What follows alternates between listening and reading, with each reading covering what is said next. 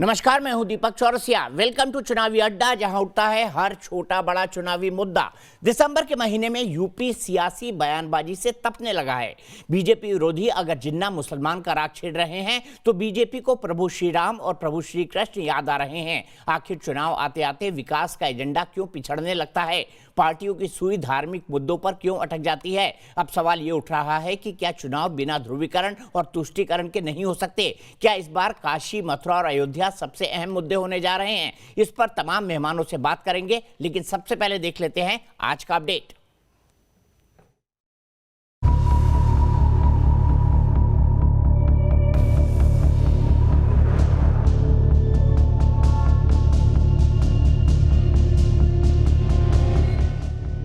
UP की सियासी फिजा बदल रही है। विकास के एजेंडे पर तुष्टीकरण और ध्रुवीकरण का खेल हावी होने लगा है।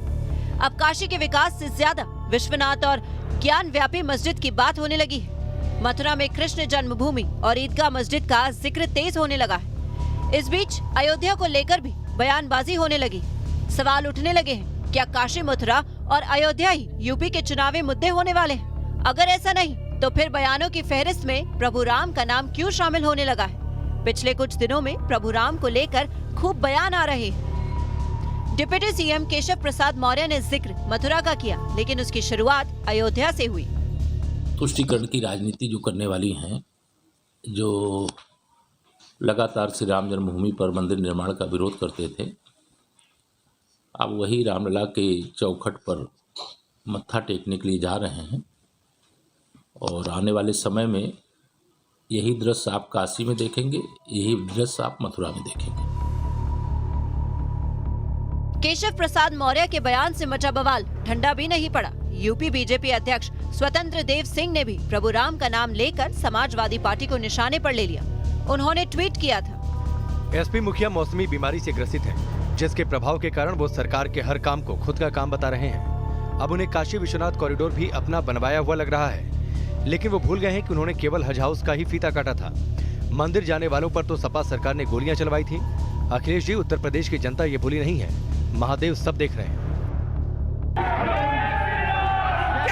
बात यही खत्म नहीं होती। देश में एक तबका ऐसा है जिसे प्रभु राम के नाम से परहेज है। अमित शाह की सभा में एक मुस्लिम एहसान राव ने प्रभु राम के नारे लगाए तो कुछ मौलवी मौलानाओं को ये रास नहीं आया। इस्लाम में इन सब चीज़ों की गुंजाइश नहीं है। वो इस तरीके के नारे लगा रहा है। इस्लाम में ये सब चीज़ें मना है, ममनू है। तो उसको हम मशवरा देंगे कि वो उलमा के पास में जाए, रुजू करे और तौबा करे। जिन लोगों को एक मुसलमान द्वारा प्रभु राम का नाम लेने से ऐतराज है, ये वही लोग हैं जो शिया वक्फ बोर्ड के पूर्व अध्यक्ष वसीम रिजवी के धर्म बदलकर हिंदू होने पर उन्हें बुरा भला कह रहे हैं। हर जुमे को नमाज के बाद हमारा और महाराज जी का, यति नरसिंहानंद गिरी जी का सर काटने के लिए फतवे दिए जाते हैं, इनाम बढ़ाया जाता है। तो ऐसी परिस्थितियों में हमको इस्लाम कोई कहे या हमको कोई मुसलमान कहे, इस पर हमको खुद शर्म आती है। इधर खुद जिन्ना की तारीफ करने वाले अखिलेश यादव कह रहे हैं कि चुनाव आते आते बीजेपी नेताओं की जुबान और गंदी हो जाएगी। भारतीय जनता पार्टी के नेताओं की भाषा और बदलेगी। जैसे जैसे चुनाव करीब आएगा, भाषा और गंदगी और बुराई और जितनी भी गंदी भाषा हो सकती है भारतीय जनता पार्टी की होगी। हालांकि केशव प्रसाद मौर्य और तमाम बीजेपी नेता कह चुके हैं, उनके लिए प्रभु राम और कृष्ण चुनावी मुद्दा नहीं बल्कि आस्था का विषय है। ऐसे में जिन्ना को महान बताने वाले अखिलेश कौन से नारे पर बीजेपी नेताओं की जुबान को गंदी कह रहे हैं, ये तो वही जाने। लेकिन इतना जरूर साफ है कि प्रभु राम का नाम लेने से जुबान गंदी नहीं होती। सवाल तब उठता है जब प्रभु राम का नाम सियासी नफा नुकसान के लिए इस्तेमाल किया जाए। तो क्या अब यूपी में चुनावी बाजी में काशी, मथुरा और अयोध्या भी चुनावी मुद्दे बनने जा रहे हैं? क्योंकि यूपी में शोर इसी का है। Team news nation. तो आपको याद है 90 के दशक में नारा लगा करता था, अयोध्या तो झांकी है, मथुरा काशी बाकी है। काशी में काशी विश्वनाथ कॉरिडोर का उद्घाटन 13 दिसंबर को होने जा रहा है। भव्य बनाया गया है इसे प्रधानमंत्री नरेंद्र मोदी द्वारा, और साथ ही साथ मथुरा के लिए भी आज देखा आपने मथुरा में किस तरीके से तनाव था। वहां पर जलाभिषेक करने की बात कही गई ईदगाह मैदान के अंदर, लेकिन प्रशासन ने ऐसा नहीं होने दिया। तो क्या काशी, मथुरा और अयोध्या इस चुनाव का सेंट्रल मुद्दा रहने वाले हैं विकास के साथ साथ? इसी पर बात करने के लिए मेरे साथ वरिष्ठ पत्रकार और मेरे पूर्व संपादक राहुल देव साहब जुड़ चुके हैं। मेरे साथ राजेश चौधरी जी हैं जो कि स्पोक्स पर्सन है यूपी बीजेपी के। मेरे साथ तहसीन पूनावाला है, राजनीतिक विश्लेषक, मेरे मित्र और कांग्रेस के समर्थक। एडवोकेट कपीश कुमार हैं, स्पोक्स पर्सन है समाजवादी पार्टी के। सबसे पहले राजेश जी मैं आपसे शुरुआत करूंगा। चुनाव आया, विकास पीछे, अयोध्या, मथुरा, काशी फ्रंट में, लुंगी वाले, टोपी, जालीदार टोपी वाले, इस पर भी केशव प्रसाद मौर्य बयान देने लगे। क्या आपको लगता है सिर्फ विकासवाद से चुनाव नहीं जीता जा सकता, इसीलिए ध्रुवीकरण की कोशिश हो रही है? देखिए, धर्म के बिना राजनीति अधूरी है, ऐसा हमारा स्पष्ट रूप से मानना है। चाहे भगवान कृष्ण हो, भगवान राम हो या महादेव हो, वो तो हमारी आस्था का सवाल है, आस्था के प्रतीक है। उसको राजनीति से जोड़ करके हमें नहीं देखना चाहिए। और रही बात विकास की, तो पिछले 5 साल के अंदर जितने विकास हम लोगों ने किए उत्तर प्रदेश के अंदर, और 7 साल के अंदर देश के अंदर मोदी जी की सरकार ने जितना विकास किया है उसको तो कीर्तिमान है अपने आप में। अनेक उदाहरण ऐसे हैं, चाहे वो पूर्वांचल एक्सप्रेस वे होगा, चाहे नोएडा में फिल्म सिटी होगी, एयरपोर्ट का निर्माण होगा, गरीबों को राशन वितरण होगा, कोरोना में जिस तरह से उत्तर प्रदेश को निकाल करके योगी जी कुशलता पूर्वक लेकर के आए, ये सब हमारी उपलब्धि है। आज उत्तर प्रदेश का जो कोरोना का मॉडल है वो पूरे देश और दुनिया में माना जा रहा है, उसको लोहा मार रहे हैं लोग। हमने काम किया है, ऐसा नहीं है।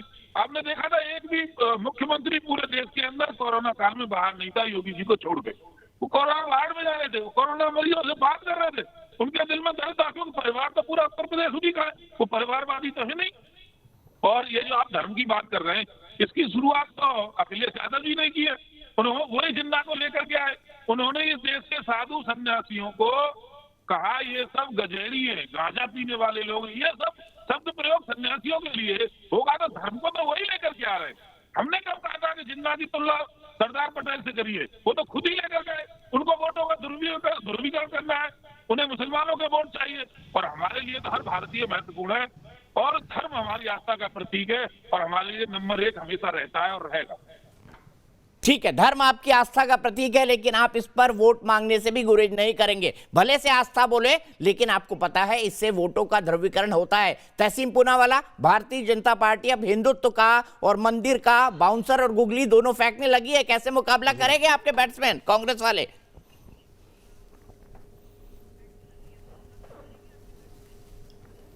अव्वल तो दीपक जी, आपके शो पे मैं सभी जो हमारे नागालैंड के फेलो सिटीजन्स हैं उनको श्रद्धांजलि देना चाहता हूँ हाथ जोड़कर, और आपके दर्शकों के आपके माध्यम से 10 सेकंड का समय लगाकर ये बताना चाहता हूँ कि प्रधानमंत्री नरेंद्र मोदी जी ने इस मुल्क से वादा किया था, आपसे दीपक जी और सभी पत्रकारों से वादा किया था कि जो नागा पीस अकॉर्ड है वो देश की आवाम को बताएंगे। आज तक उन्होंने नहीं बताया, और जो हमने नागालैंड में पीस अचीव किया था, नेहरू जी से लेकर इंदिरा गांधी जी तक, और इंदिरा गांधी जी से लेकर वाजपेयी और मनमोहन सिंह तक, सब मोदी जी ने बर्बाद किया है। इसलिए अगर इस मुल्क को बचाना है, अगर उत्तर प्रदेश की पावन भूमि को बचाना है, भारतीय जनता पार्टी को निकालना बेहद जरूरी है। क्योंकि आपके शो में आप देखिए, हिंदू, मुसलमान, मंदिर, मस्जिद यही करेंगे, इनके पास विकास के नाम पर कुछ नहीं। आपके शो पे कितना झूठ बोलते हैं। कोविड के हमने कोविड के दरमियान कितना अच्छा हमने लोगों का सेवा किया, इतनी अच्छी आपने लोगों की सेवा की कि लोगों की जो लाशें थी वो गंगा पे तैर रही थी, लोगों को मजबूरन जो यहाँ पर अपनी लाशों को जलाते थे, शमशान और कब्रिस्तान में जगह नहीं मिल रही थी। इतनी अच्छी आप लोगों ने लोगों की सेवा की कि ऑक्सीजन के कारण लोग मर रहे थे, और आप लोगों को ऑक्सीजन तक नहीं पहुंचा सकते, और पार्लियामेंट में खड़े होते कहते आपके पास इसका डेटा नहीं। इतना अच्छा आपने लोगों की सेवा की कि सिवाय जिनके आपके पास कोई और बात है नहीं करने की, क्योंकि गन्ने के दाम आप किसानों को दे नहीं पाए। ये मुल्क को बर्बाद करने में नरेंद्र मोदी जी और अमित शाह ने कोई कसर नहीं छोड़ा। इसलिए उत्तर प्रदेश को बचाना है 2024 में, इस मुल्क को बचाना है, इस मुल्क के संविधान को बचाना है, तो नरेंद्र मोदी जी, आदित्यनाथ जी और अमित शाह जी को निकालना इस मुल्क के लिए बेहद जरूरी है, और ये सबसे बड़ा देशभक्ति का काम है। आपको ऐसा लगता है? लेकिन कपीश कुमार जी, आरोप ये लग रहे हैं कि जिन्ना और ध्रुवीकरण को तो आप लेकर आए।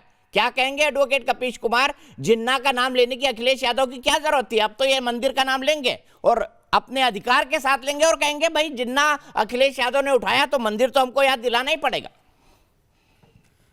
नहीं, हम तो एक बात ये कह रहे हैं कि जिन्ना साहब को तो आडवाणी जी ने उठाया था और महिमा मंडन किया था जसवंत सिंह जी ने अपने किताबों में। तो चीज तो ये है कि ये बतावे, उनको महान बताए, उनको सेकुलर बताए, उनको सब बताए, रेड कारपेट बिछाए। अटल बिहारी जी ने भी पुष्पित पल्लवित किया उस रेड कारपेट पर। तो वो इनके नेता हैं जिन्ना साहब। हमारे नेता गन्ना वाले लोग, और गन्ना वाले लोग जो हैं इनसे पूछ रहे हैं कि बकाया कब दोगे, तो ये कहते हैं नहीं, भगवान श्री राम का नाम ले लो मिल जाएगा। अरे भाई, भूखे पेट जो है वो भजन नहीं होता, इन्हें कौन समझाए। ये बता रहे थे कि धर्म से राजनीति चलती है, इन्होंने ये नहीं बताया कि राजनीति का अपना एक धर्म होता है, वो है इति श्रेष्ठम धर्माधारयति, जो कि हमारे भगवत श्री कृष्ण ने जो है वो गीता के अंदर उपदेश में कहा कि मनुष्यता ही वो धर्म है जो श्रेष्ठ है, उसी को धारण करना चाहिए। और राजनीति सदैव मनुष्य के लिए होती है, किसी भाषाई के लिए, किसी धर्म विशेष के लिए, किसी जाति विशेष के लिए, किसी वर्ग विशेष के नहीं होती। तो पहले इनको यही समझा दीजिए। अगर ये नहीं समझ में इनको आ रहा है या इनके नेताओं को आ रहा है, तो ये भारत को समेकित करके सनातनी और पुरातनी परंपरा को आगे लेके कैसे बढ़ेंगे, जिसमें कि विश्व बंधुत्व की भावना देखी जाती है। तो इनको जनता समझ गई है, ये विनाश लीला खेलने वाली पार्टी है, इसको और कोई दूसरा काम नहीं है। ये इन्हीं लोगों के पीछे जाके छुपेगी, इन लोगों के नाम का इस्तेमाल करेगी। ठीक है, बस इस बात को समझिए। जवाब ले लेते राजेश चौधरी जी, आप तो इन नामों का इस्तेमाल करेंगे, भले से कहेंगे ये आस्था का विषय है, लेकिन जब भी मौका मिलेगा इनके नाम पर प्रत्यक्ष और अप्रत्यक्ष तौर पर वोट मांगने से नहीं चूकेंगे। इसीलिए कह रहे हैं कि आने वाले समय में अखिलेश यादव भारतीय जनता पार्टी के नेताओं की जुबान और गद्दी होगी। वो केशव प्रसाद मौर्य की तरफ इशारा कर रहे थे। देखिए, अखिलेश यादव जी तो हार से घबराए हुए। रही बात नाम लेने की, जब राम मंदिर आंदोलन चल रहा था तो हम लोग नारा लगाते थे राम लला हम आएंगे, मंदिर वहीं बनाएंगे। तो यही लोग पूछते थे तारीख नहीं बताएंगे, तारीख तो बताओ भाई। हम लोगों से प्रश्न करते थे, आप बता रहे हैं क्या? आप बना रहे हैं? अरे भाई राजेश भाई, आप बना रहे हैं? सुप्रीम कोर्ट है क्या? कपीस भाई सुनिए, ये देखिए, ये क्या हास्यास्पद बातें हैं भाई। अरे आप सुप्रीम कोर्ट के वर्डिक्ट को अपना कैसे बता सकते हैं? आप तारीख बता पाएंगे? आपकी हैसियत थी तारीख बनाने की? 29 साल तक आपने तारीख बताई थी क्या? और जो चीज को हम सारे लोग कहते थे कि सुप्रीम कोर्ट बताएगा, सुप्रीम कोर्ट बताएगा, तब आप उस समय आप जो है खेल खेल रहे थे। अरे मुझे आप बताइए, सुप्रीम कोर्ट कब से आप बन गए और कब से नरेंद्र मोदी जी सुप्रीम कोर्ट बन गए? ये तो अवमानना है सुप्रीम कोर्ट की, ये तो सुप्रीम कोर्ट की अवमानना है, ये हमारे देश के संविधान के साथ मजाक है। ये नाथूराम गोडसे की विचारधारा वाले लोग इस देश के संविधान को कभी संविधान मानने के लिए तैयार नहीं है। ये नाथूराम के लोग हैं, ये गांधी की हत्या करके और कहते हैं कि हम बंद हुआ था। ये नाथूराम गोडसे के लोग हैं जो इस देश को बुद्ध और गांधी का नहीं होने देंगे, विवेक जी का नहीं होने देंगे, ईश्वरचंद्र विद्यासागर का नहीं होने देंगे, विकास के पथ पर नहीं चलने देंगे। और इनकी कार खाली यही है। अच्छा कपीस जी, उनको कंप्लीट करने दीजिए प्लीज। कपीस जी, उनको कंप्लीट करने दीजिए, वरना वो भी आपके बीच में बोलने लगेंगे, आपकी आवाज भी नहीं पहुंचेगी। कपीस जी, उनको कंप्लीट करने दीजिए प्लीज। राजेश चौधरी जी कंप्लीट करिए अपनी बात, मुझे राहुल जी के पास जाना है। इनको आप इंटरप्ट कीजिए, ये सुप्रीम कोर्ट नहीं है, और जब ये सुप्रीम कोर्ट नहीं है, ये सुप्रीम कोर्ट की मानना है। तो आप मुझ पर केस करिए ना, जाइए सुप्रीम कोर्ट और जाकर के मेरे ऊपर केस करिए। मैं कह रहा हूँ हम राम मंदिर बनवा रहे हैं और बड़े गौरव के साथ बनवा रहे हैं। आप कहिए अखिलेश यादव तो मानते हैं, हम यादव हैं, वंशज हैं, तो आप कहिए लोगों का विश्वास उठ जाए। अरे जब राम मंदिर हम बना रहे हैं तो श्रेय कौन लेगा? उठाने का काम कर रहे हैं, क्योंकि आप लोग गैर विधिक लोग हैं। आप इस देश के संविधान को मानने वाले नहीं हैं, इस वजह से आप जाली टोपी लगाने वाले लोग नहीं है। जनता का भी हम लोग जाली टोपी लगाने वाले लोग नहीं है। आप लोग रोजा इफ्तार करते हो, कभी आपने हिंदुओं को अच्छा, मैं अब दोनों को रोक रहा हूँ, ऐसे नहीं बॉस।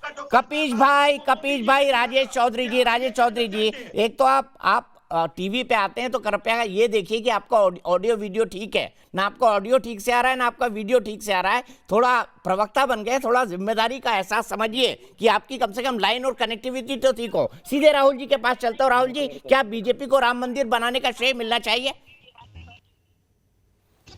तो मैं समझता हूं कि सुप्रीम कोर्ट को मिलेगा, लेकिन भारतीय जनता पार्टी को इसका श्रेय तो देना ही होगा कि 1984 से लेकर राम जन्मभूमि आंदोलन जो शुरू हुआ, विश्व हिंदू परिषद ने शुरू किया था, उसमें बीजेपी शुरू से जुड़ गई थी और उसके बाद इस जुड़ाव ने और पूरे संघ परिवार के जुड़ाव ने उसको इतना बड़ा बनाया। उसके बीच में मुकदमेबाजी भी चलती रही, लेकिन ये निर्माण जो हुआ है वो सुप्रीम कोर्ट ने जब अपना फैसला दे दिया उसके बाद ये हुआ, अन्यथा ये चलता रहता अभियान और आंदोलन चल सकता था, लेकिन निर्माण तभी हो सकता था जब सारी कानूनी अड़चनें दूर हो जाती।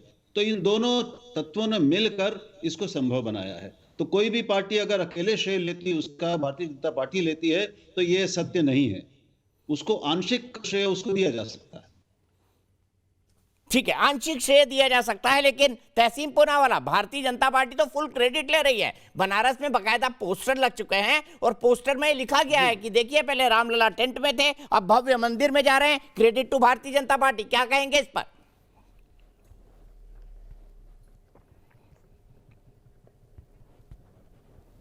राम जी किस चीज से जाने जाते थे? राम जी इस चीज से जाने जाते थे कि रघुकुल रीत सदा चली आए, प्राण जाए पर वचन न जाए। राम जी सत्य के प्रतीक थे।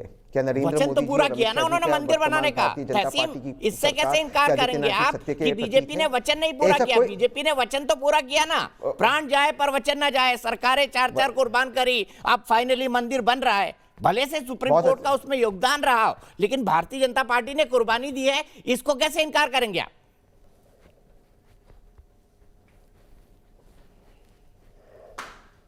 भारतीय जनता पार्टी ने किसी चीज़ की कुर्बानी नहीं दी।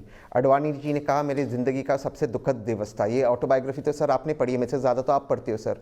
और इसका क्रेडिट कोई भाजपा ने नहीं लिया। भाजपा ने कहा हमारे कोई लोग वहाँ थे नहीं, मंदिर बनने के बाद भाजपा ने कहा कि हमने वहाँ मंदिर बनाया। क्रेडिट तो उसका शिवसेना नहीं लिया था। शायद आपसे भी बाल ठाकरे जी ने इंटरव्यू दिया था आपको, उन्होंने कहा प्लीज अगर मैं।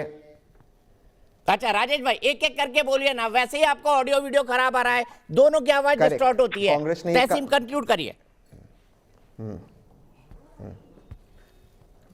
करेक्ट जी जी कंक्लूड करता हूँ। बिल्कुल सही कहा राजेश भाई ने। कांग्रेस ने कहा, कांग्रेस के कपिल सिब्बल ने कहा था कोर्ट में, मैं खुद कहता हूँ गलत कहा था और ये कहने की जरूरत नहीं थी। लेकिन कांग्रेस को हम दोष देते, कांग्रेस सत्ता के बाहर थी। जब आप सत्ता में थे, जब आप पार्लियामेंट में बैठे थे, जब आप सत्ता में थे, जब आप पार्लियामेंट में बैठे थे, महेश शर्मा ने फ्लोर ऑफ द हाउस पे कहा कि माँ सीता तो काल्पनिक है, उसको आपने मिनिस्टर बना दिया, दोबारा से एमपी बना दिया। आपने नरेश अग्रवाल जिसने कहा फ्लोर ऑफ द हाउस रम में है भगवान श्री राम, रम में है भगवान श्री राम। अरुण जेटली जी ने फ्लोर ऑफ द हाउस पे खड़े होकर कहा इस व्यक्ति को जेल में होना चाहिए, आपने तो उसको उत्तर प्रदेश में ग्रैंड वेलकम दिया। अरे आप भगवान राम के नाम पे लोगों को ठगते हो। जो लोग कोविड में मरे वो राम के बच्चे थे, जो लोग आज बेरोजगार है वो राम के बच्चे, जिन पे कल लाठियां चलाई जा रही थी पुलिस द्वारा, उत्तर प्रदेश पुलिस द्वारा, वो राम के बच्चे। गोरखपुर के उस होटल में घुसकर जब आपकी पुलिस लोगों को गोली मारती है, वो राम के बच्चे। राम के बच्चों को आप लोग ठगते हो, राम के नाम पे आप सियासत करते हो। आप राम राज्य नहीं रावण राज्य ले आए उत्तर प्रदेश में। ठीक है, सीधा आरोप राजेश चौधरी जी। राजेश भाई वो कह रहे हैं कि आप राम राज्य नहीं रावण राज्य लेकर आए हैं, क्योंकि राम के बच्चों पर सबसे ज्यादा अत्याचार उत्तर प्रदेश में हो रहा है, ये दावा है तहसीन पूनावाला का। देखिए चौरसिया जी, तहसीन पूनावाला बात कर रहे हैं बीजेपी को उखाड़ने की उत्तर प्रदेश से। इनको एक अध्यक्ष तो मिलने का पार्टी का, ये कभी माँ कभी बेटा, कभी माँ कभी बेटा उसमें उलझे हुए प्रियंका वाड्रा को भेजा है। शून्य में है कांग्रेस उत्तर प्रदेश के अंदर, शून्य में कुछ भी घटाइए कुछ भी जोड़िए, परिणाम शून्य ही आने वाला है। पूनावाला साहब बेकार अपना समय बर्बाद कर रहे हैं। तो मेरा ये कहना है कि राम हमारी आत्मा है, राम हमारे लिए श्रद्धा है, राम हमारे लिए सब कुछ है। और हम कह रहे हैं हमने संघर्ष किया या कांग्रेस ने किया राम मंदिर के लिए, बताएं जरा। ये तो कह रहे थे कि काल्पनिक है, इन्हीं की यूपीए की सरकार ने हलफनामा लगाया था सुप्रीम कोर्ट के अंदर कि राम का कोई अस्तित्व नहीं रहा। तो ये सब तो काल्पनिक काम करने वाले लोग हैं और इन्होंने हमेशा तुष्टीकरण की नीति अपनाई, मुस्लिम तुष्टीकरण की नीति अपनाई और आज जनता के सामने बेनकाब हो गए। तो इन्हें कोई स्वीकार करने को तैयार नहीं है। कहीं भी चले जाओ कांग्रेस लगातार सिकुड़ती चली जा रही है, तो इन्हें बहुत गंभीरता से लेने की आवश्यकता नहीं है। और बात कर रहे थे समाजवादी पार्टी के प्रवक्ता, मेरठ में काली मंदिर में घंटियां बंद करा दी थी इन्होंने कहा कि बराबर में मुस्लिम मोहल्ला है, वहां पर घंटियों की आवाज जाती है, उनकी धार्मिक भावनाओं को चोट पहुंचती है। ये कपीस भाई का करना है। और इन्हीं के एक नेता ने कोर्ट में हलफनामा, कोर्ट में केस किया था, लोगों की हलाक करवा दे रहे हैं आप कोर्ट बैठा में करके। केस किया था वो कौन बिजनौर थे? के वो अंदर क्या हिंदू नहीं समाजवादी थे? पार्टी के वो क्या नेता जाट ने। नहीं थे? वो क्या सिख नहीं थे? आप बताओ राजेश भाई, आप कौन से विकास की बात कर रहे हो? अभी तो तपस्या में इतनी कमी रह गई प्रभु की, अगर कहीं तपस्या ज्यादा हो जाती तो कम से कम 3000, और अब तो राजधर्म भी सिखाने वाला कोई नहीं रह गया मेरे दोस्त। तो आप तो यही करोगे मेरे दोस्त। आप कहाँ चाहते हो? आप विकास पर बात नहीं चाहते, आपने जीडीपी माइनस में कर दी, आपने बेरोजगारी दर 23% कर दी, आप जानबूझ करके भारत के ऊपर कुंडली मार के बचे हो। आपने 51 लाख करोड़ रुपए का कर्जदार बना दिया भारत को, और आप बहुत हंस रहे हो। आप 15 लाख करोड़ रुपए का कोई नहीं है, एनपीए जो है राइट ऑफ आपने कर दिया, और फिर आप बहुत हंस रहे हो। 12 करोड़ लोगों को बेरोजगार कर दिया आपने, फिर भी आप हंस रहे हो। तो हम क्या कहें? आपने बर्बाद किया स्मारक न कहें तो और क्या कहें? और अखिलेश आप क्या कर रहे हो? वो जितने लोग थे वो क्या भगवान राम के पैदा किए हुए नहीं है क्या? वो राम जी के अंश नहीं है क्या? वो भगवान श्री राम सिर्फ आपके अंश है क्या? आप ही की आत्मा में भगवान श्री राम है क्या? हम जब मोक्ष को प्राप्त करेंगे तो राम नाम सत्य नहीं कहलाएगा क्या? तो राजेश भाई ये बरगलाना बंद करो। आप ये बताओ विकास क्या किया? उत्तर प्रदेश का नौजवान, उत्तर प्रदेश का व्यापारी, उत्तर प्रदेश की महिला, हमारे लोगों को क्या दिया? हमारे मुल्क में क्या दिया? और आप कैसे कर सकते हो? आपने तो संतों को ठगने का काम किया। जब राम न्याय समिति बनी तो जो लोगों के जिन लोगों के प्रार्थना पत्र पे आज राम मंदिर मिला है उनको आपने उस ट्रस्ट में जगह नहीं दी। आपने 1410 करोड़ रुपए का अमानत में खयानत किया है। आपने रथ यात्रा से जुटाया हुआ 1410 करोड़ रुपया हड़प लिया। चला रखे थे, तो आप चिंता मत करिए, आप पावर में नहीं आने वाले हो, बुरी तरह पराजित होने वाले हो। खिलवाया है और आप कहते हो बलात्कार कोई करता है तो ये छोटी सी गलती है। अच्छा, मैं ब्रेक ले रहा हूं, लेकिन कपीश भाई आपसे रिक्वेस्ट है कि हर बार बीच में बोलना ना अच्छी डिबेट की निशानी नहीं होता है, इसलिए संयम के साथ सुने, दूसरे की भी बात सुने, अपना भी तर्क रखें, जनता को भी अच्छा लगेगा, सबको अच्छा लगेगा कि तीनों पॉलिटिकल पार्टी के लोग और हमारे वरिष्ठ पत्रकार राहुल देव जी लॉजिकल बात कर रहे हैं, तर्क के आधार पर बहस होनी चाहिए। तो चुनावी अड्डे में फिलहाल रुकेंगे। उम्मीद करता हूं कपीश भाई और राजेश चौधरी जी, तहसीन कभी बीच में नहीं बोलते हैं, आप लोग कृपया एक दूसरे को नहीं काटेंगे। ब्रेक के बाद फिर मिलते हैं।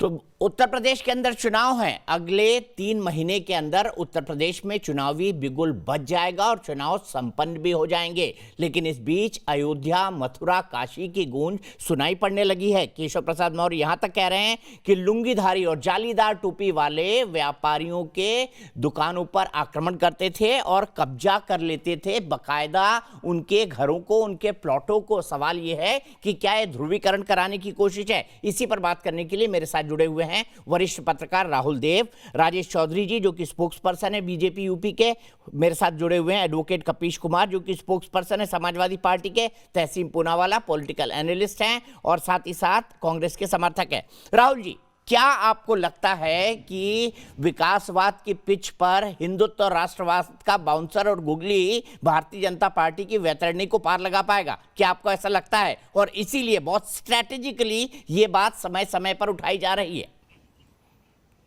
मैं समझता हूं कि भारतीय जनता पार्टी का कई साल से सबसे ज़्यादा जोर तो इसी ध्रुवीकरण को और तीखा बनाने पर रहा है, और जो जो चुनाव नज़दीक आते हैं इसका बढ़ना तो बहुत स्वाभाविक है और अपेक्षित है। इसकी हम सबको बहुत अपेक्षा रखनी चाहिए, तैयारी रखनी चाहिए। कामों का जहाँ तक सवाल है, ये भारतीय राजनीति में कोई नहीं कहेगा कि विकास के काम अगर ईमानदारी से किए जाएं तो केवल उनके कारण चुनाव लड़े और जीते जाते हैं। चुनाव भावनात्मक मुद्दों पर ही जीते जाते हैं और ये पूरे देश के लिए, राजनीति के लिए तय होता है। इस समय बीजेपी के पास कई दशकों से सबसे बड़ा भावनात्मक मुद्दा पहले राम जन्मभूमि आंदोलन का था, अब वो हिंदू मुसलमान का हो गया है और ये बेहद दुर्भाग्यपूर्ण है, बहुत विभाजक और देश के लिए घातक है, सामाजिक शांति के लिए घातक है। लेकिन ये तथ्य है कि जब उप मुख्यमंत्री जैसे लोग या मुख्यमंत्री जैसे लोग भी, इतने जिम्मेदार पदों पर बैठे लोग इस तरह की भाषा का इस्तेमाल करते हैं, लुंगी पहनने वाले और टोपी धारे और अब्बा जान, इस तरह की जब बातें की जाती हैं तो उससे पूरा माहौल खराब होता है। इससे वोट जरूर मिलते हैं, लेकिन उससे कहीं ज्यादा बड़ा नुकसान देश का और समाज का होता है। लेकिन मैं समझता हूं कि जिस तरह की राजनीति के दौर में हम आज हैं, उसमें इस नुकसान की चिंता किसी को नहीं, केवल अपनी पार्टी और अपना फायदा लेने की ही चिंता है। इसमें चाहे जिन्ना वाले बयान को भी हम इसी तरह से देख सकते हैं अखिलेश को, या केशव प्रसाद मौर्य के इन बयानों को भी देख सकते हैं। ठीक है, मैं सीधे राजेश चौधरी जी के पास चलता हूँ। राजेश चौधरी जी, अगर एक उप मुख्यमंत्री बोले कि लुंगीदार लोग, जालीदार टोपी वाले लोग मकानों दुकानों पर कब्जा कर लिया करते थे, फिर मंदिर की बात उठाए ट्वीट में, फिर निशाना साधा है, ये क्या साबित करता है? क्या जिम्मेदार पदों पर बैठे व्यक्तियों को ऐसी भाषा का इस्तेमाल करना चाहिए? देखिए, अभी वहां पर क्या कहते हैं, कैराना में गए थे माननीय मुख्यमंत्री जी, और वहां जाकर के उन्होंने ये दिखाया कि किस तरह से समाजवादी पार्टी की सरकार में यहाँ से लोगों को पलायन करना पड़ा था, उन्हीं जालीदार टोपी वालों की वजह से, लुंगी वालों की वजह से, फुरकान जैसे अपराधियों की वजह से। और इस सरकार में उन लोगों को आप पुनर्वास किया, यहाँ पे आकर के वो अपने प्रतिष्ठानों में हैं और व्यापार कर रहे हैं। तो जब लुंगी वाला, टोपी वाला गुंडागर्दी करता है तो इसमें कौन सी बात हो गई? मुख्यमंत्री, उप मुख्यमंत्री जी की समझ में जो आया उन्होंने बोला, ये तो गुंडागर्दी करते ही थे साहब। आप देखिए ना, मुख्तार अंसारी के समर्थन में आज भी खड़े हुए अखिलेश यादव, अतीक अहमद के समर्थन में आज भी खड़े हुए अखिलेश यादव। मुख्तार अंसारी तो रजिस्टर्ड अपराधी है, उसके भाई को अपनी पार्टी में शामिल करा रहे हैं, उनसे चुनाव लड़वाएंगे, चाहे वो राजभर वाली पार्टी से लड़ाएं, चाहे समाजवादी पार्टी से लड़ाएं। इनका इतिहास रहा है, यही तो शुरू करते हैं। फिर मैं उसी बात आता हूँ, ये शुरुआत किसने की? अच्छा, ये साधु सन्यासियों को, हमारे भगवाधारियों को ये कहेंगे गजेड़ी है, फिल्म पीते हैं, ये सब नशेड़ी है, ये तो अच्छा है, ये इनकी भाषा तो ठीक है। और मान लो जाली टोपी कह दिया या लुंगी कह दिया तो ये बड़ा अपराध हो गया। मैं समझ नहीं आ रहा, ये भी तो दोहरे मानदंड है, उनका भी तो भाषा देखना चाहिए। आज चर्चा इसी पर होनी चाहिए, कितना काम किया सरकार ने, मैं भी कहता हूँ। पर ये लोग ध्रुवीकरण चाहते हैं, अपने वोट बैंक का ध्रुवीकरण चाहते हैं, और जब बात निकली है तो दूर तक जाएगी। वो क्रिया की कोई भी प्रतिक्रिया तो होगी निश्चित रूप से। अखिलेश यादव हमारी तरफ उंगली उठाते हैं, 3 उंगली तो उन्हीं की तरफ रहती है।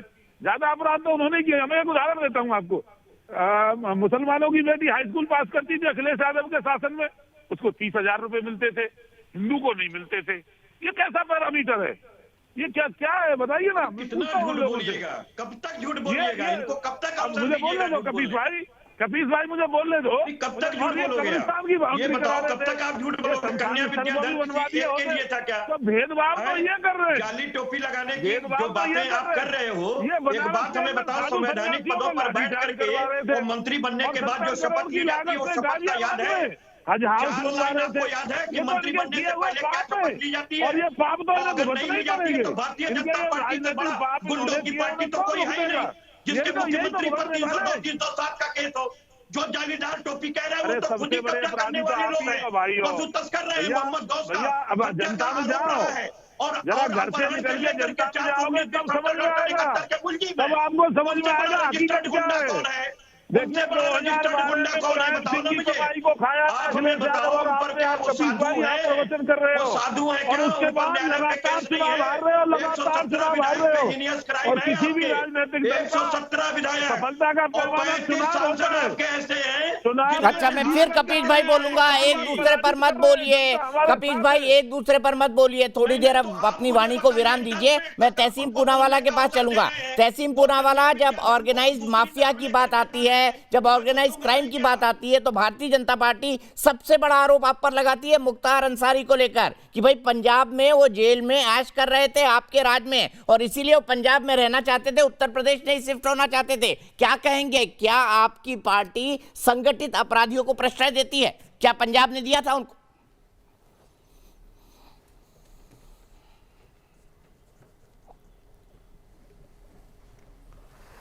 देखिए, ये अपराधियों की बात करते, लेकिन आदित्यनाथ जी की बात नहीं करते, जिनके ऊपर संगीन अपराध के इल्ज़ाम लगे हुए थे, FIR थे।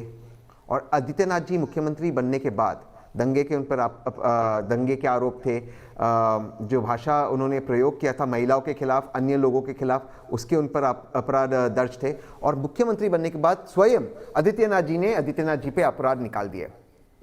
अजय मिश्रा टेनी का बेटा आशीष मिश्रा, उस पर आज एफआईआर है। किसानों ने अजय मिश्रा टेनी पर कंप्लेंट दर्ज किया है। क्या हुआ उस कंप्लेंट का? आज भी अजय मिश्रा टेनी यूनियन मिनिस्टर है, गृह मंत्री है, और गृह मंत्री के पद पर बैठकर वो क्या कर रहे हैं हम तो देख रहे हैं, नागालैंड में, आसाम में, बॉर्डर पर। लेकिन ये लोग अगर गुंडे नहीं जो इस वक्त शासन में, तो गुंडा कौन है? सबसे बड़े गुंडे तो उत्तर प्रदेश का प्रशासन है। गुंडा वो डीजीपी है। मैं बड़े जिम्मेदारी से अपने शब्दों का प्रयोग कर रहा हूं और इसकी जिम्मेदारी मेरी है। गुंडा वो डीजीपी है जो हाथरस कांड के बाद आकर टेलीविजन पर कहता है उस बच्ची का रेप ही नहीं हुआ था, फिर सीबीआई कहती है कि नहीं उसका गैंग रेप हुआ था, और वो डीजीपी आज भी डीजीपी बना हुआ है। गुंडे तो ये प्रशासन है जो बच्चों पर डंडे चलाते, ये दूसरों को गुंडे कहते। लेकिन दीपक भाई क्यों गुंडों की बात करते हैं, क्यों मुसलमानों की बात करते हैं? मैं अपनी बात समाप्त करता हूं आपको 3 उदाहरण देकर। इंडियन एक्सप्रेस का फ्रंट पेज का एड, हर बार मैं आपकी शो पर कहता हूं, जो फैक्ट्री थी वो अमेरिका की थी, जो फ्लाईओवर था वो कोलकाता का था। प्रधानमंत्री जी जाकर उत्तर प्रदेश में झूठ कहते कि 47 मेडिकल कॉलेजेस शुरू हुए जब से उत्तर प्रदेश में भाजपा की सरकार आई, उसके बाद उनका फैक्ट चेक होता है और पता चलता है प्रधानमंत्री जी झूठ बोल रहे थे। जो अब एयरपोर्ट का उद्घाटन किया प्रधानमंत्री ने नोएडा के अंदर, जो फोटो लगाए, क्योंकि एयरपोर्ट तो बना नहीं जुमला है, जो फोटो लगाए वो चीन के एयरपोर्ट का लगाए। आप देखिए इनके पास कुछ नहीं है विकास के नाम पे दिखाने के लिए, इसलिए ये हिंदू मुसलमान और इस तरह के बयानबाजी कर रहे। सबसे बड़ा गुंडा उत्तर प्रदेश की सरकार, उत्तर प्रदेश का प्रशासन है। ठीक है, जवाब ले लेते हैं। राजेश चौधरी जी बताइए, क्या सबसे बड़ी गुंडी कहूंगा मैं सरकार है आपकी? देखिए, गुंडा, अपराधी, ये सब प्रयोग करना कांग्रेस की आदत है। ये तो बेचारे प्रवक्ता हैं पूनावाला साहब, इनके जो सर्वमान्य नेता है राहुल गांधी जी। अरे सुनिए ना, प्रवक्ता नहीं बोलिए, आपको बड़ी गंदी आदत है, बोलने दीजिए, मुझसे ज्यादा नहीं बोल सकते आप। योगी आदित्यनाथ जी ने आपका संज्ञान में लाना जरूरी है। मैंने बोला आपको करेक्ट कर रहा हूं, आपको करेक्ट कर रहा हूं, बीच में नहीं बोलता हूं, आपको करेक्ट कर रहा हूं। सुनिए पूनावाला साहब, मेरी बात सुनिए। इनके राहुल गांधी जी ने तो सेना अध्यक्ष को गुंडा कहा था, गली का गुंडा है सेना अध्यक्ष। ये सेना को गुंडा बताने वाले लोग, ये सर्जिकल स्ट्राइक पर सबूत मांगने वाले लोग, ये हमारे देश की सेना के पराक्रम पर उंगली उठाते हैं। तो इनका ये इतिहास है, तभी तो कांग्रेस का ये हाल हो रहा है। आज देखिए ना, प्रियंका वाड्रा घूम रही है और वहां बगल वाला राज्य राजस्थान, वहां जाकर के नहीं देखी, वहां दलित महिलाओं को जिंदा जलाया जा रहा है, बलात्कार हो रहा है। एक महिला के पैर काट दिए केवल इसलिए कि उसके चांदी के खड़ुए पहन करके थी, उसको निकालना है, वो नहीं नजर आई उनको। वो इनको नजर नहीं आएगा। एक पुजारी को जिंदा जला दिया गया करौली के अंदर, कोई नहीं गया। ये सब दोहरे मानदंड वाले लोग हैं, जनता इनको जान चुकी है, ये बेनकाब हो चुके हैं। किसी भी हाल में उत्तर प्रदेश में कांग्रेस का एक विधायक नहीं जीत के आने वाला है। केवल मुसलमान वोटों की राजनीति कर रहे हैं, कैसे भी सपा से कुछ वोट छिटक करके इधर आ जाए और हमारी इज्जत बचे, ये काम कर रहे हैं पूनावाला साहब। इनको मैं फिर कह रहा हूँ एक बार, कांग्रेस का वही हाल होना है जो शून्य का होता है, शून्य में ही रहने वाले हैं ये। ठीक है, मैं सीधे कपीश भाई के पास चलता हूं। कपीश भाई मुझे ये बताइए, जब भी सपा राज की बात आती है तब सब लोग यही कहते हैं गुंडा राज आ गया, गुंडा राज आ गया। और इस छवि को कितनी सच है कितनी झूठ मैं इसमें नहीं पढ़ना चाहता, उत्तर प्रदेश की जनता फैसला करेगी। लेकिन ये चस्पा आपके ऊपर कर तो दिया है ना भारतीय जनता पार्टी ने कि सपा ही तो गुंडा राज आ जाएगा। भारतीय जनता पार्टी क्या इस देश को चलाने के लिए नैरेटिव से पूरी दुनिया चला रही है क्या? मैं तो सबसे पहली बात ये कह रहा हूँ कि हमारे मित्र को संज्ञानित होना चाहिए कि आदरणीय मुख्यमंत्री जी जो है वो अभी आजमगढ़ में जिस गाड़ी पे लगा है सपा का झंडा उसमें रहता है गुंडा, और उस गुंडे को ये तुरंत पार्टी में शामिल कर लेते हैं और अपने हत्यारों के साथ शामिल करते हैं। हत्यारा मुख्यमंत्री और हत्यारा डिप्टी मुख्यमंत्री पर हत्या के केस रहे हैं। कन्नौज के अंदर भारतीय जनता पार्टी के कार्यकर्ता ने जय श्री राम बोल दिया था बूथ पर। अखिलेश यादव ने उसकी गर्दन कटवा दी थी। अगले दिन उसका सब मिलाकर उसकी लाश मिली थी, वो भी गर्दन कटी हुई। पचरुखिया कांड में महाराजगंज के कोतवाली के अंदर 1999 में महाराज जी को पूछना चाहिए। तो अपराधी तो रजिस्टर्ड कौन है? भारतीय जनता पार्टी के गुंडे हैं।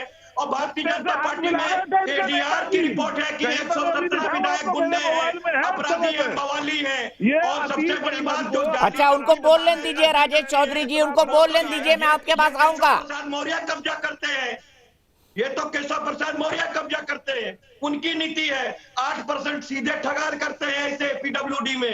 ये सारी चीजें क्या सामने नहीं है? इस पर करा लीजिए एक दिन डिबेट, इस पर करा लीजिए डिबेट। मैं तो कह रहा हूं कि देखिए, ये वो वॉशिंग मशीन है जो तुरंत अंदर लेने के बाद साफ कर देती है। और एडीआर की रिपोर्ट है कि भारतीय जनता पार्टी में 60% लोग बाहर की पार्टी से आए हैं, जिनको ये गुंडा और मवाली। ठीक है कपीश जी, जवाब ले लेते हैं आप।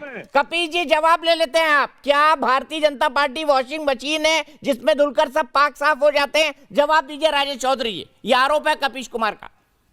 चौरसिया जी, एक कोई उदाहरण बता दे। केंद्र के अंदर योगी जी के नेतृत्व में सरकार है 7 साल से, और उत्तर प्रदेश की सरकार को 5 साल पूरा होने जा रहा है। किसी मंत्री पे कोई आरोप लगा, कहीं कोई भ्रष्टाचार हुआ? किसी की हिम्मत है इस राज्य में ये भ्रष्टाचार कर जाएगा? आप कहां से बैठे हैं महाराज? गोमती का घोटाला करने वाले लोग, आप हमें आगरा बताइए, यमुना, आगरा और एक्सप्रेस वे में घोटाला करने वाले लोग, घोटाला किसने किया? ट्रेन में घोटाला करने वाले मंत्री लोग, जो निषाद है, खनन में घोटाला करने वाले लोग, मंत्री जो निषाद जी है, उनके जो पीआरओ हैं वो घूस लेते पकड़े गए। आपका विधायक पेपर लीक करा रहा है, आपका विधायक पेपर लीक करवा रहा है। ये तो भ्रष्टाचारियों की पार्टी रही है, गुंडाओं की पार्टी रही है, अपराधियों की पार्टी रही है समाजवादी पार्टी।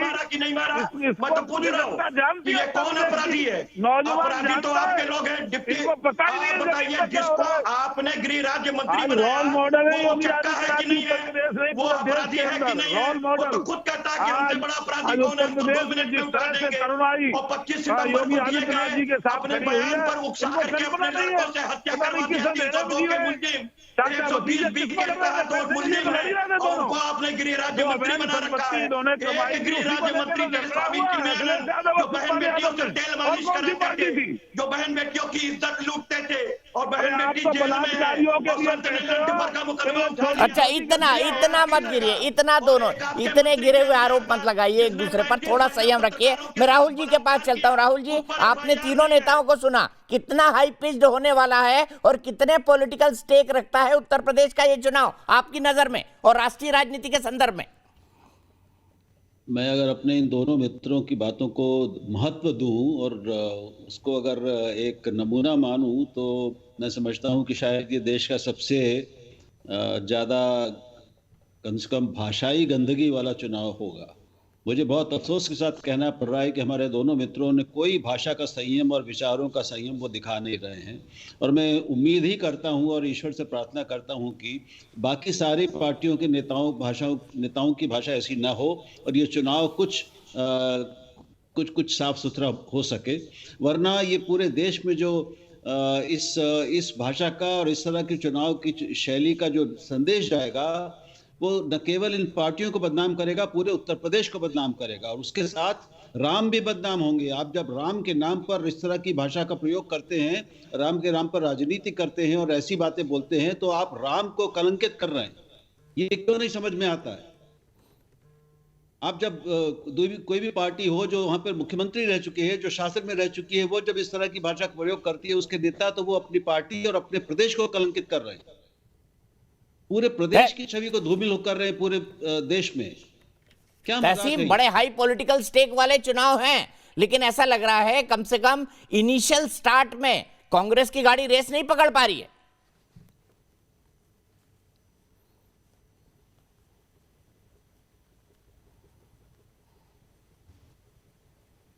कि व्यूअर्स और जो फेलो पैनलिस्ट है कि कांग्रेस इस चुनाव में 2022 के इस चुनाव में उत्तर प्रदेश के स्टेट असेंबली में बहुत अच्छा प्रदर्शन करने जा रही है। मैं जानता हूँ इस वक्त सर्वे उसे पकड़ नहीं रहा है और जो अनुमान है कि कांग्रेस को 8 से 10 सीटें मिल रही है, सारे सर्वेस दिखा रहे हैं, लेकिन ज़मीन पर हकीकत कुछ और है। और ठीक उसी तरह जैसे हिमाचल में किसी ने देखा नहीं था कि किस तरह भाजपा के खिलाफ एक नाराज़गी है, सारे चारों सीट हार गए, नड्डा जी वहाँ से आते। ठीक उसी तरह जैसे उत्तराखंड में इनका वाइप आउट होने वाला है, ठीक उसी तरह जैसे पंजाब में उन्हें ठीक उतनी ही सीटें मिलेगी जितने प्रधानमंत्री नरेंद्र मोदी जी के प्रेस कॉन्फ्रेंसेस यानी कि शून्य। मैंने पहले भी आपके शो पे कहा, दोबारा कह रहा हूँ, उत्तर प्रदेश में कुछ ऐतिहासिक होने जा रहा है और भाजपा का सफाया होने जा रहा है। और सिर्फ ये नहीं, 2022 के बाद 2024 में उत्तर प्रदेश और भारत की भूमि से भाजपा का राजनीतिक सफाया होने जा रहा है। इस चीज को आप नोट कीजिए और इस चीज को हम जिस दिन चुनाव के रिजल्ट आएंगे मैं आपके साथ बैठूंगा, आप इसे देखिए। ग्राउंड पर बड़ी मजबूत है राजेश चौधरी जी, तहसीन पूनावाला ये दावा कर रहे हैं। कांग्रेस दिखाई देती है आपको ग्राउंड पर कांग्रेस? पूनावाला साहब दिल्ली में रहते हैं, घर से निकलते हैं, अकबर रोड जाते हैं, फिर घर चले जाते हैं। मुझे नहीं लगता यूपी हाल फिलहाल में ये आए होंगे। यहाँ आए हैं, आकर के जरा 10 गांव घूमे, नोएडा के बाद ही निकल जाए, थोड़ा नजदीक में ही है, तो इनको हकीकत समझ में आ जाएगी। और मैं पूछना चाहता हूँ, ये जो हम पे आरोप लगा रहे थे, रामदेव जी के साथ क्या किया था इन्होंने? रात में 2 बजे किस तरह से एक साधु सन्यासियों पे हमला कराया था, घोड़े दौड़ा दिए थे। ये बात भूली थोड़े ना, अभी जनता सब जानती है और ये हकीकत जानते हैं इनकी। क्या आप खुद ही बोल रहे हैं वो 8-10 सीटों पे आने वाले हैं? कहाँ से 8-10 सीटों पे आ जाएंगे जी? पिछली बार तो 2017 में अखिलेश यादव की साइकिल के कैरियर पर राहुल गांधी जाकर के लटक गए थे। उसके बाद भी क्या परिणाम आया सबके सामने? कोई इनका नेटवर्क नहीं है, जिलों में अध्यक्ष तक नहीं है, ब्लॉकों में कोई कार्यकारिणी नहीं है, बूथ पे इनको कार्यकर्ता मिलेगा नहीं, कहाँ कौन वोट पड़ पाएगा? ये केवल अपना झूठा पुलाव बना रहे हैं, भ्रम पैदा करने की कोशिश कर रहे हैं। इसके अलावा कोई कांग्रेस के पास जनाधार रहा नहीं है, समाजवादी पार्टी के पर आधार रहा नहीं है। बहुजन समाज पार्टी बिल्कुल साफ हो गई है, मायावती जी आज घर से निकल नहीं रही है। योगी आदित्यनाथ जी पिछली बार से प्रचंड बहुमत से जीतेंगे। कल ही एक एजेंसी का सर्वे आया, 43% लोगों ने पसंद किया है योगी आदित्यनाथ जी को। तो ये तो स्पष्ट है, जनता मन बना चुकी है। चाहिए कुछ भी करते इनका काम है, विरोधी आलोचना करना इनका काम है। ये तो अच्छे काम में भी कुछ न कुछ कभी निकालेंगे, पर जनता का मन बना हुआ है योगी आदित्यनाथ जी को एक बार पुनः मुख्यमंत्री बनाने का। ठीक है, लेकिन तहसीम ये तो आप मानेंगे कांग्रेस के पास न तो यूपी में डंडा है, न झंडा है, न एजेंडा है।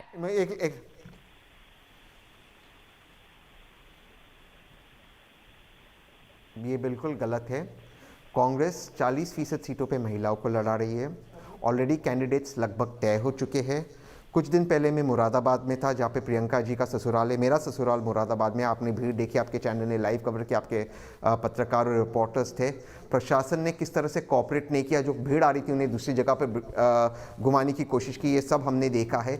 इसके बावजूद जो ट्रैक्शन श्रीमती प्रियंका गांधी वाड्रा को मिल रहा है, मैं दोबारा से कह रहा हूँ, ये दावे के साथ आपके चैनल पे कह रहा हूँ, और मैं जिस दिन रिजल्ट आएंगे, नतीजे आएंगे, दीपक जी मैं आपके साथ उस दिन शो पे रहूँगा। कांग्रेस उत्तर प्रदेश में कुछ ऐतिहासिक करने जा रही है। ना केवल 2022 के चुनाव में, 2024 के चुनाव में भारतीय जनता पार्टी का जो शासन अब खत्म होगा, इसकी शुरुआत उत्तर प्रदेश की पावन भूमि, उत्तराखंड की देवभूमि, पंजाब की हमारी भूमि से शुरू होगा। इन चुनाव में जो अब आ रहे, भाजपा का परफॉर्मेंस इतना खराब होगा और गेन कांग्रेस करने वाली। आप इस चीज को नोट कीजिए। कपिल जी, ऐतिहासिक परफॉर्मेंस होगा कांग्रेस का। प्रियंका गांधी को नहीं, दीपक जी एक प्रश्न कर रहा हूँ, कांग्रेस प्रियंका वाड्रा जी को मुख्यमंत्री पद का उम्मीदवार घोषित कर रही है, घोषित रूप में? आप बोलिए आज जी, क्या प्रियंका गांधी मुख्यमंत्री पद की उम्मीदवार होंगी कांग्रेस की? बताइए तहसील। भैया आपको इतना, आप क्यों इतने जी भाजपा के प्रवक्ता भी इतने उत्सुक है कि प्रियंका गांधी वाड्रा जी का रोल क्या होगा। 2017 में भाजपा ने क्यों मुख्यमंत्री का चेहरा डिक्लेयर नहीं किया था? क्यों नहीं 2017 में कहा था कि आदित्यनाथ जी बनेंगे? जब भाजपा जीती उसके बाद फैसला लिया गया ना कि कौन बनेंगे। सब जानते मनोज सिन्हा बनने वाले थे, किस तरह से मनोज सिन्हा को फिर साइडलाइन किया गया, किस तरह से मोदी जी पे दबाव बनाया गया मोहन भागवत जी द्वारा। अब मुंह मत खुलाइए, बात बाहर निकलेगी तो बहुत दूर तक जाएगी। आपने क्यों डिक्लेयर नहीं किया? आप बताइए पंजाब में आपका मुख्यमंत्री का चेहरा कौन है? बोलिए। आपने वेस्ट बंगाल में क्यों डिक्लेयर नहीं किया चेहरा? हमारे अरे आप बोलिए ना। आप करें तो चमत्कार, कोई और करे तो गलत होता है। आप करें तो चाणक्य नीति, कोई और करे तो गांधीगिरी नहीं। अरे आप छोड़िए इन सब चीजों को। सरकार कांग्रेस बनाने जा रही है। आप ना उत्तर प्रदेश, सुनिए ना सर, सुनिए सर, आप ना उत्तर प्रदेश जीत रहे हो, ना उत्तराखंड जीत रहे हो, ना पंजाब जीत रहे हो, ना गोवा जीत रहे हो, ना मणिपुर जीत रहे हो। 5 सूबे में आप हार रहे हो। ख्याल अच्छा है गालिब, दिल बहलाने को। ठीक है, कपिल जी से एक जवाब ले लेता हूं। कपिल जी, कांग्रेस से जुड़े हुए तहसीन पूनावाला कह रहे हैं ऐतिहासिक प्रदर्शन होगा कांग्रेस का, तो सपा के लिए तो कोई गुंजाइश बची नहीं, क्योंकि कांग्रेस आपकी स्पेस खा जाएगी उनके दावे के अनुसार। ऐसा है,